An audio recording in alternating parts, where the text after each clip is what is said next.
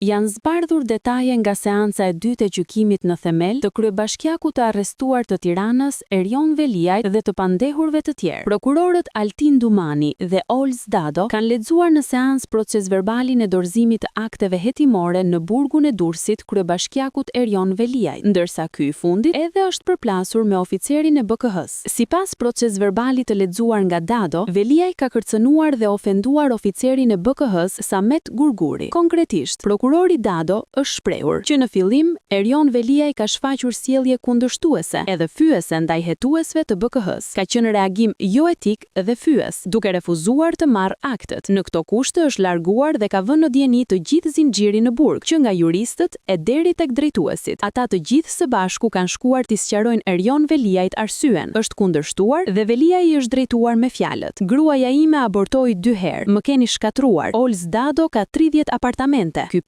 abortin e 2 fëmijëve të mi s'kam për ta falur." Më pas, në një dhomë janë vendosur nga Samet Gurguri dhe juristët e IEVP dokumentet dhe aktet në paraburgim. Lidhur me gjuhën kërcënuese dhe fyese të Veliajt ndaj oficerit të BKH-s, në seancë ka reaguar dhe prokurori Altin Dumani. Ai është drejtuar avokatit të Veliajt duke i thënë se duhet të jenë të kujdesshëm kur përmenden hetuesit e BKH-s. Hetuesit nuk janë ngarkuar të njohin të pandehurin me aktet. Të jeni të kujdesshëm kur përmendni hetuesit e BKH-s. Ata kanë shkuar aty për të zbatuar vendimin e gjykatës. Nuk ka akte hopshe, po zoti avokat shko tek sekretaria e gjykatës dhe shiko sa akte ka aty dhe shikoni nëse janë dorëzuar të gjitha. Mos improvizo situata që nuk ekzistojnë. Ne flasim me akte, jo me hamendje, avokat. Ju flisni me hamendje, ne flasim me akte, është shprehur Dumani.